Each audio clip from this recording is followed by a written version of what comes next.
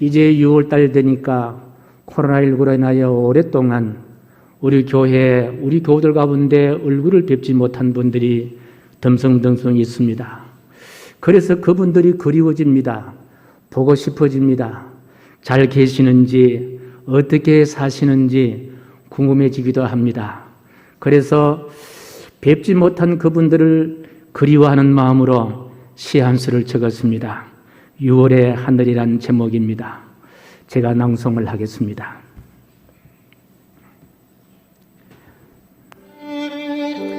6월의 하늘,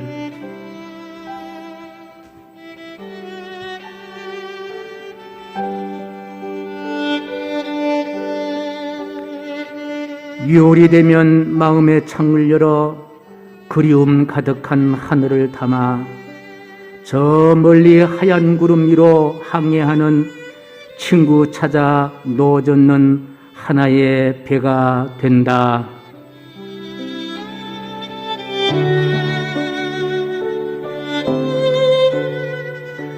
푸름의 하늘 그 어느 모퉁이에서 밀려왔다 소리 없이 밀려가는 하얗게 물벌아치는 하얀 구름 사이로 낯익은 얼굴들을 불러봅니다.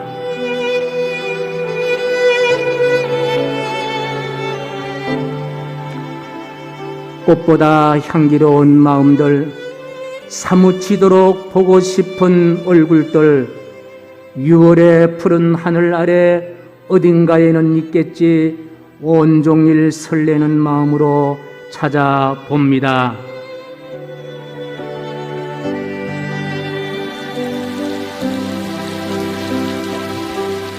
때로는 우중충한 하늘 사이로 우두둑 소나기 떨어지는 소리 들리고 내 마음 작은 창가에 그리움 서성이며 6월의 하늘은 그리움의 노을로 붉게 익어갑니다.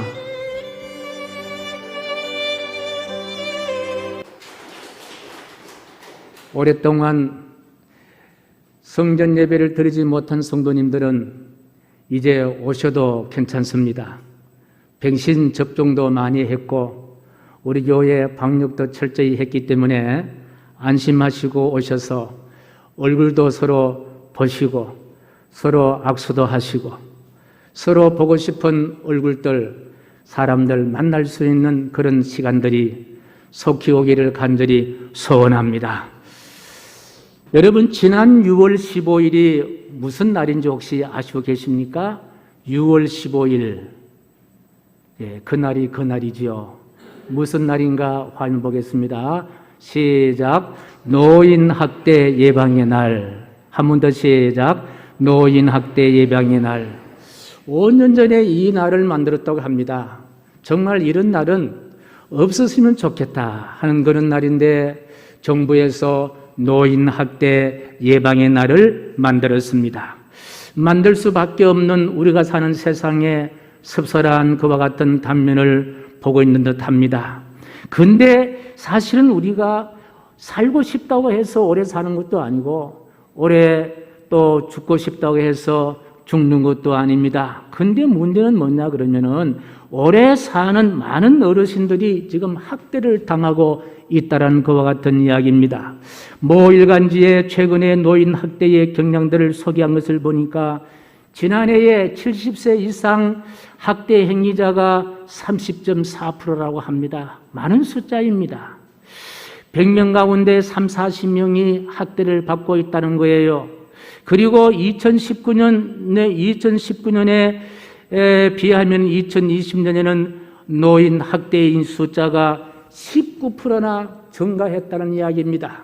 앞으로 이렇게 증가하다 보면은 70세 이상 사신 분들이 거의 대부분 다 학대를 받지 않나 이렇게 섭섭한 생각을 해봅니다. 그런데 누가 학대를 하느냐? 그런 발표가 있더라고요. 여러분 놀라지 마십시오. 배우자가 31.7%라고 합니다. 여러분 사실 때 잘하시기 바랍니다. 서로 잘하시기 바랍니다. 31.7% 제일 많이 누가 학대하느냐? 놀라지 마십시오. 아들이 34.2%가 된다고 이야기하고 있습니다. 여러분, 사람이 오래 사는 게 중요합니다. 만수무강하시길 바랍니다. 오래 사시길 바랍니다. 그런데 학대받지 않고 오래 살아야 된다는 거예요. 그러기 위해서는요, 건강 잘 유지하시고 부부가 함께 예배당에 다니면요 절대로 서로 학대하지 않지 않느냐 하는 그런 생각을 가져봅니다. 노인 학대 행위는 최근에 일어난 행위가 아니라 이미 성경 속에도 언급되어 있는 그와 같은 행위입니다. 사무엘 하를 읽어보면은 아들이 아버지를 학대한 그와 같은 내용들이 등장하고 있는데, 바로 연로하신 아버지를 학대한 압살롬이란 그와 같은 아들입니다. 이 압살롬은 다윗의 셋째 아들입니다. 모든 아버지가 다 마찬가지지만 이 다윗도 압살롬을 키울 때에 얼마나 애지중지하게 키웠는가 생각을 해 봅니다.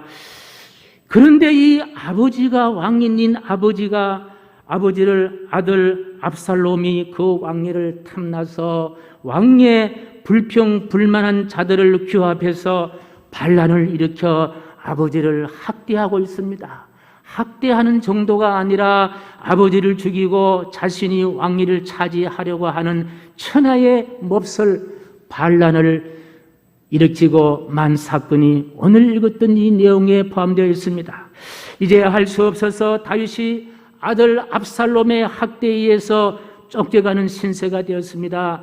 피난길에 오르는 다윗의 그 모습이 얼마나 참 안타까운지 그때 심령이 사무엘하 15장 30절에 이렇게 말하고 있습니다. 같이 읽습니다. 시작. 다윗이 감람산 길로 올라갈 때에 그의 머리를 그가 가리고 맨발로 울며 가고 그와 함께 가는 모든 백성들도 각각 자기의 머리를 기리고 울며 올라가니라. 그런데 오늘 본문에는 설상가상 더 비참한 일을 만나게 됩니다.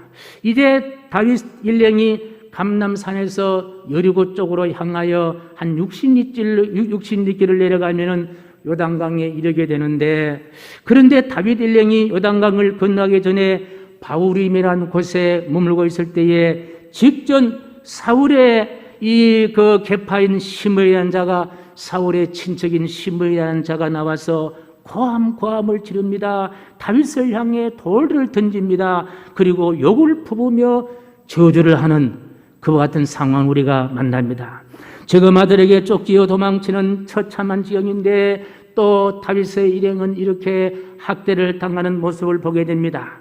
이뿐 아니라 이미 피난길에서 들려오는 소식은 이미 압살롬이 예루살렘 성을 접수했다는 그런 슬픈 소식을 듣습니다. 이제 대세가 압살롬 쪽으로 기울어가다 보니까 다윗을 추종했던 모든 분들이 이제 압살롬 쪽으로 몰려가기 시작합니다. 이제 다윗에게는 모든 것이 끝났습니다. 정치 생명이 끝나버린 절망의 상태가 오늘 읽은 본문의 말씀입니다. 이처럼 사무엘 하를 읽어보면 아들에게 학대를 받고 생명마저 위태로운 다윗의 고통스러운 사건을 내포하고 있습니다. 저는 이 사건을 곰곰이 묵상하면서 다윗이 당하는 그 모진 고난과 아픔을, 다윗의 심경을 상상해 보았습니다. 아니, 만왕의 왕이시요 만주의 주가 되시는 하나님이 세우신 나라인데 이 불륜의 자식에게 무너진다면은 결국 하나님의 권위가 무너지는데, 왜 하나님은 당신이 세우신 이 나라가 무너지는 지경까지 하나님은 침묵만 하고 계실까?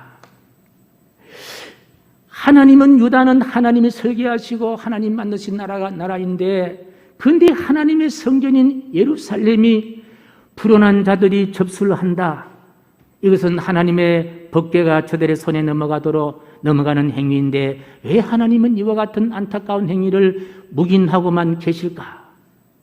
그 누가 봐도 다윗이라는 사람은 하나님이 택하시고 하나님이 함께 하시는, 하나님이 세우신 왕인데 신발도 신지 못한 채 울면서 쫓겨가는 신세로 만들어 버린다면 누가 하나님을 믿을 것인가? 이런 질문을 해봅니다. 하나님이 세우신 다윗 왕이 아들에게 버림받고 쫓겨가는 상황을 상상하면 저뿐 아니라 모두가 다 이런 질문을 던질 수가 있다는 거예요. 이렇게 해서는 안 된다라는 것과 같은 마음들입니다. 그러나 오늘 본문에서 보면은 다윗 왕은 버림받아 쫓겨갑니다. 눈물을 흘리면서 하나님이 세워주신 왕위를 버리고 도망갈 수밖에 없는 상황입니다. 다윗은 수많은 전투에서 연전연승할 정도로 막강한 장수와 군사력을 가진 사람 아닙니까? 아들과 싸우지도 않고 하찮은 심의의 조롱에도 반항도 없이 패배한 장수처럼 목적지도 없이 울면서 쫓겨가고 있습니다. 그러기에 정성을 들여 아끼던 예루살렘 성을 떠나 요단강을 건너 흐르는 눈물을 삼키며 바닥이 드러난 기도론 시냇가를 건너 광야로 도망가고 있습니다. 아들에게 학대받아 버림받고 쫓기는 다윗의 일행은 통곡의 행렬이었습니다. 사무엘하 15장 23절 말씀입니다. 같이 시작. 온 땅 사람이 큰 소리로 울며 모든 백성이 앞서 건너가며 왕도 기도론 시내를 건너간 모든 백성이 광야길로 향하니라. 아멘. 다윗 왕을 하나님이 세웠습니다. 다윗 왕은 하나님의 신복입니다. 그러니 다윗 왕이 무너진다는 것은 하나님이 무너진다는 말과 같은 이야기입니다. 다윗 왕이 쫓겨간다는 것은 하나님이 쫓겨간다는 일과 같은 내용이 아닙니까? 다윗 왕의 울음에는 하나님의 울음도 섞여 있었으리라. 그렇다면 왜 하나님은 당신이 세우신 왕의 비참한 길에 울면서 쫓아가고만 있을까요? 그렇게 하나님은 압살롬을 제압할 수 있는 힘조차 없는 나약한 신이신가요? 지금 다윗 왕이 당하는 이 사건 속에서 하나님이 우리에게 주시는 구원의 새로운 메시지를 던지고 있다는 거예요.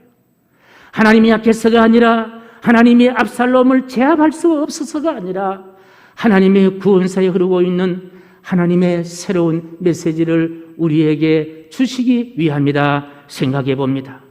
그렇습니다. 하나님의 구원사에는 인간이 당하는 모든 희로애락을 담아내시고 있다는 말씀입니다. 다윗은 이새의 막내로 들판에서 양을 칠 때에 전격적으로 캐스팅되어 남유다의 왕이 되었던 참으로 대단한 영광도 담아 있습니다. 들에서 양을 치다 달리던 사자의 입을 찢어 죽이는 용맹도 담아 있습니다. 조국을 괴롭혔던 블레셋의 골리앗 장군을 물맷돌로 쓰러뜨리는 영웅담도 담겨 있습니다. 우리아의 아내 바세바를 취한 가슴 아픈 잘못도 물론 담겨 있습니다.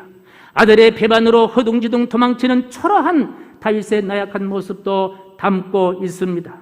아들을 피해 감난산길로 머리를 풀고 울면서 도망치는 슬픔도 하나님의 구원사 속에는 담아 있다는 거예요. 그래서 사무엘 하에는 다윗의 파란만장한 생애를 여과없이 소개하는 모든 사건들, 기쁜 일, 슬픈 일, 행복한 일, 불행한 일, 형통한 일, 기가 막히는 일, 인간사에 일어날 무수한 사건들 하나도 놓치지 않고 바로 그 인간의 굴곡의 역사 사이로 하나님의 구원의 큰 물결이 도저히 모든 것을 품고 흘러가고 있다는 말씀입니다. 이처럼 하나님의 구원사에는 우리 사람들이 경험할 수 있는 희로애락의 모든 사건들을 담아서 희생과 헌신으로 녹여 만드는 용광로가 같은 것이 바로 하나님의 구원사다 생각해 볼 수 있습니다.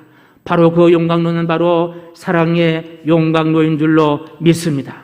우리를 구원하시기 위해서 세상에 오신 예수님의 구원의 사역 가운데도 동일합니다. 낮은 자, 가난한 자, 소외당한 자를 품기 위해서 우리 예수님 가장 낮은 말구 위에 예수님은 탄생하셨습니다. 죄인들을 용서하시고 구원하시려고 우리 예수님은 스스로 죄인이 되셨습니다. 사탄의 역사도 건너뛰지 않으시려 광야 40일 금식 후에 3번에 걸쳐서 당했던 사탄의 시험도 거기에 담아 있습니다. 배신자의 손을 잡으시러 사랑하는 제자 유다로부터 은 30에 팔리는 배신감도 담아 있습니다. 배척당한 자도 구원을 얻을 자임을 알리시려 고향에서 예수님은 배척을 당하셨습니다. 이방인도 구원에서 제외되지 않음을 보이시려 이방인들과 친구가 되었습니다. 죽은 자도 살 수 있음을 보이시려 예수님은 그 십자가에서 참혹한 죽음을 맞이했습니다. 이것이 바로 인류 구원자 예수님의 구원의 용광로이다. 바로 여기에 사랑이 녹아있는 사랑의 용광로임을 우리가 알게 하시는데, 이와 같은 예수님의 구원이란 사랑의 용광로를 누가복음을 기록한 누가는 복음서에서 이렇게 기록합니다. 누가복음 4장 18절에 19절 말씀까지 시작. 주의 성령이 내게 임하셨으니 이는 가난한 자에게 복음을 전하게 하시려고 내게 기름을 부으시고 나를 보내사 포로된 자에게 자유를, 눈먼 자에게 다시 보게 함을 전파하며 눌린 자를 자유롭게 하고 주의 은혜의 해를 전파하게 하려 하심이니라 하였더라. 인생사의 모든 시련들, 절망들, 아픔들, 눈물들, 억울함들, 분노들, 그리고 영광들 몽땅 안고 녹아지는 용광로, 하나님의 인류 구원의 용광로는 바로 사랑의 용광로이다. 그렇습니다. 사랑하는 성도 여러분, 우리가 하나님을 믿는다는 말은 하나님의 구원의 용광로에 담긴다, 그런 뜻입니다. 하나님의 구원의 용광로는 하나님의 사랑으로 빚어지는 사랑의 용광로입니다. 우리의 슬픔도 사랑으로, 우리의 원한도 사랑으로, 우리의 아픔도 사랑으로. 하나님의 사랑 안에서 풀지 못할 일이 없고요, 하나님의 사랑 안에서 자유롭지 못할 일이 없고요, 하나님의 사랑 안에서 감사하지 못할 일이 없고요, 하나님의 사랑 안에서 해결하지 못할 일이 없는 하나님의 구원사는 바로 사랑의 용광로이다. 그래서 구원은 모든 것을 가능하게 하고 모든 것을 덮어주고 모든 것을 행복으로, 모든 것을 감사로 만들어가는 것, 그것이 바로 하나님의 구원인 거예요. 비록 내가 절망하고 있다고 하지만은 하나님은 그 절망을 반드시 희망으로 만들어 내고야만 하는 것, 내가 비록 슬픔으로 있지만은 그 슬픔을 반드시 기쁨으로 다시 새롭게 빚어 만들고야 마는 것, 이것이 바로 하나님의 인류 구원사이다. 인류를 향한 하나님의 사랑입니다. 이런 사랑을 아가페 사랑, 그렇게 말씀하고 있습니다. 그렇습니다. 구원이 무엇입니까? 저는 사무엘 하를 묵상하면서 구원은 바로 용광로이다. 용광로는 어떤 것도 거절하지 않습니다. 용광로는 편식을 하지 않습니다. 가려먹지 않습니다. 성공만이, 형통만이, 부유함만이, 건강한 자만이, 부유함만을 가려 문을 열지도 않습니다. 누구든지, 무엇이든지, 어떤 상관이든지 상관하지 않고 문을 열어놓고 있다는 거예요. 구원이란 뜨거운 사랑의 열기로 모든 것을 녹이십니다. 그리고 하나님의 자녀로 만드십니다. 행복한 자로 만드십니다. 형통한 자로 만드십니다. 평안한 사람으로 만드십니다. 사명 있는 자로 만들어주십니다. 건강한 사람으로 만들어주십니다. 이것이 바로 하나님의 사랑의 용광로, 녹이시어 사랑의 사람으로 만들어내시는 것이 바로 예수님의 구원이요 하나님의 인류 구원사이다. 요한복음 7장 37절 말씀이네. 같이 시작. 명절 끝난 날 곧 큰 날에 예수께서 외쳐 이르시되 누구든지 목마르거든 내게로 와서 마시라. 바로 예수님께 와서 우리는 마실 수가 있습니다. 무슨 물을 마실 수 있습니까? 사랑의 단물을 마실 수 있다는 거예요. 시계와 톱밥이란 그런 재밌는 이야기에서 소개를 합니다. 어느 부자가 톱밥이 태산처럼 쌓인 곳에서 놀다 그만 값비싼 시계를 잃어버린 거예요. 아무리 톱밥을 헤매고 다녀도 시계를 찾을 수 없습니다. 그래서 광을 붙였습니다. 누구든지 이 톱밥이 쌓인 곳에서 내 시계를 찾아주는 사람은 후한 상금을 내리니다. 그러니까 많은 사람들이 몰려와서 이 부자의 시계를 찾기 위해서 애를 씁니다. 많은 사람들이 왔습니다. 그런데 아무리 찾아봐도, 톱밥을 뒤져봐도 시계를 찾았던 사람은 아무도 없는 거예요. 모두가 지쳐 찾기를 중단하고 이제 한 사람 두 사람 집으로 돌아갑니다. 그런데요, 해도 니운니운 넘어가는데 저 구석진 데서 어린아이가 시계를 들고 이 시계가 주인 시계입니까? 라고 달려옵니다. 이 주인이 깜짝 놀라서 얘야 맞다, 그 시계가 내 시계야. 많은 사람들이 시계를 찾으려고 몸부림쳤는데 찾지 못했는데 너는 어떻게 신통하거나 어떻게 시계를 찾았느냐? 그렇게 물으니까요, 이 아이가 이런 이야기를 합니다. 사람들이 다 돌아간 뒤에 조용히 귀를 대고 들어봤습니다. 째깍 째깍 째깍 째깍 시계 소리가 있는 곳을 향하여 발걸음 옮겨서 그것을 찾아보니까 거기에 주인의 시계가 있었습니다. 특별한 곳에서, 신통한 곳에서 내가 찾기를 원하는 것이 있는 줄 알고 온 세상을 휘젓고 다니지 말고 좋은 땅 특정한 시간에 소원이 이루어진다고 생각하며 헛된 땀을 흘리지 말라는 그와 같은 교훈의 이소부가입니다.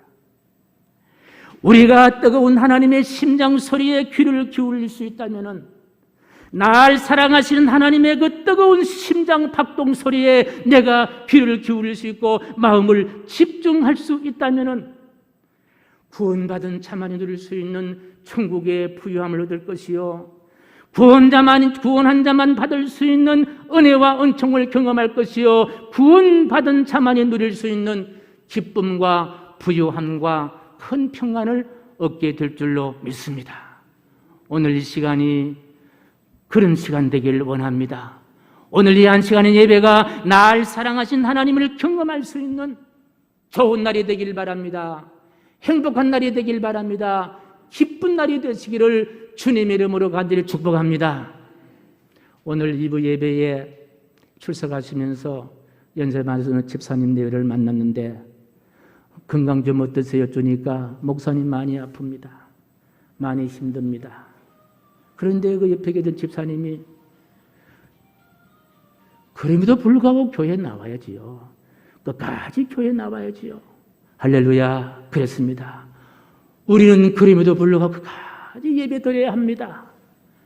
하나님의 구원의 뜨거운 심장 소리를 우리가 들을 때까지, 그 하나님의 사랑의 용광로 속에 우리 인생사의 모든 희로애락이 녹여 모아 들어가서 하나님의 거룩한 사랑받는 사람으로 우뚝 설 때까지 우리는 하나님을 떠나서는 안 된다는 거예요.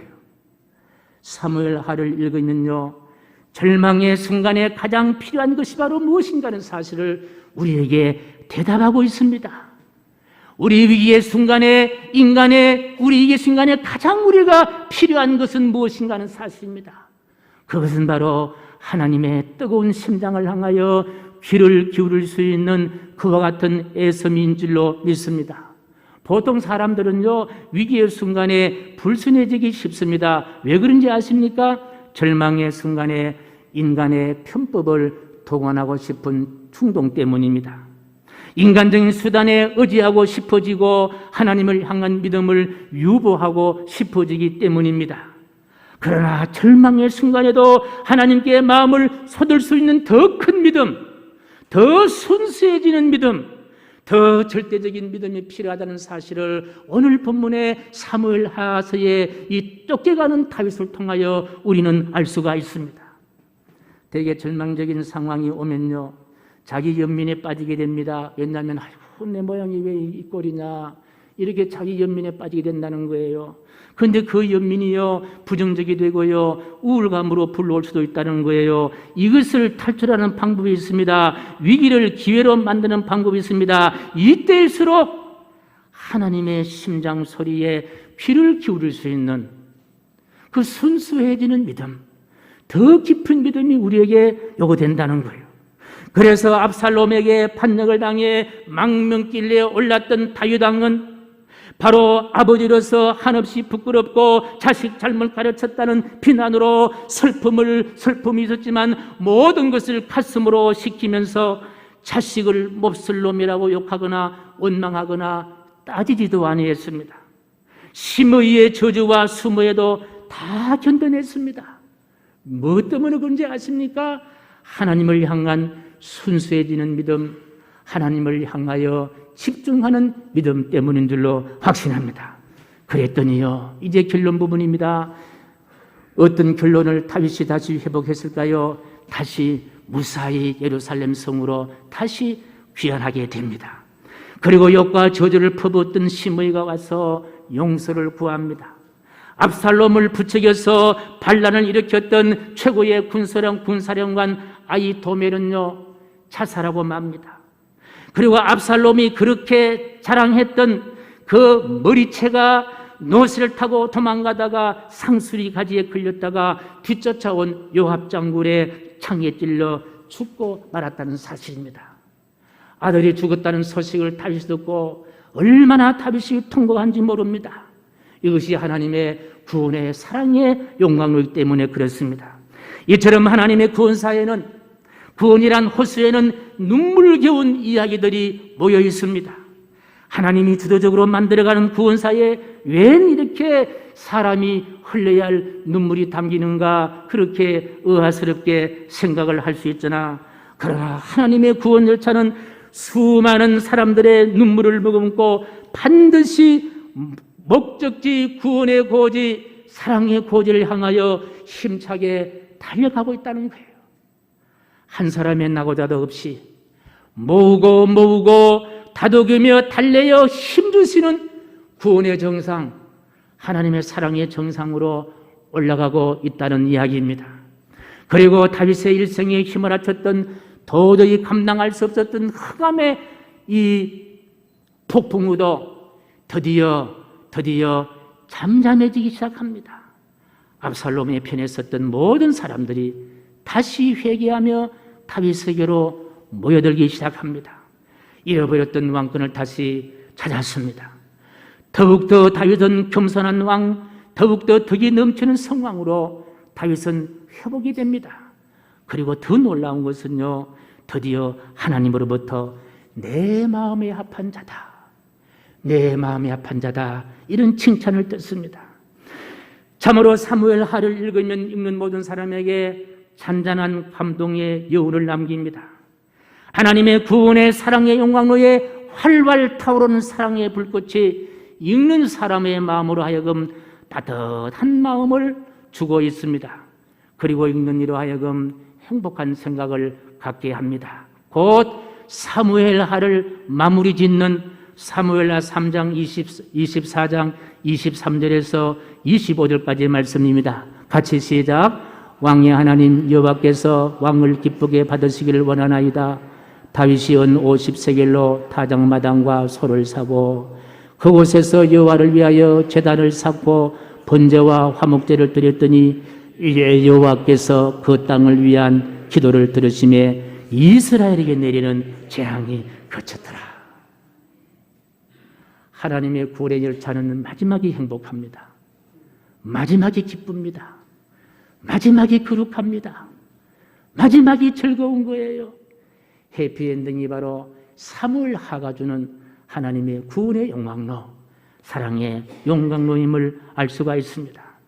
그 사랑의 영광로에서 구원받은 감격으로 우리의 마음에 사랑의 열기로 가득 찰 수 있다면 노인 학대 예방의 날이 노인 행복 축복의 날로 바꿔질 줄로 믿습니다. 사람 사는 것이 기쁨이요, 사람 사는 것이 행복이요, 사람 사는 것이 즐거운 세상으로 만들어질 것입니다. 이 땅에 사는 것도 행복하지만 죽는 것도 기쁨인 하나님의 집에서 영생 복락을 누리게 될 줄로 확신합니다. 마무리하면서 시편 23편 6절 말씀을 다 같이 암송합니다. 내 평생의 시작. 내 평생의 선하심과 인자심이 반드시 나를 따르리니 내가 여호와의 집에서 영원히 살리로다. 아멘.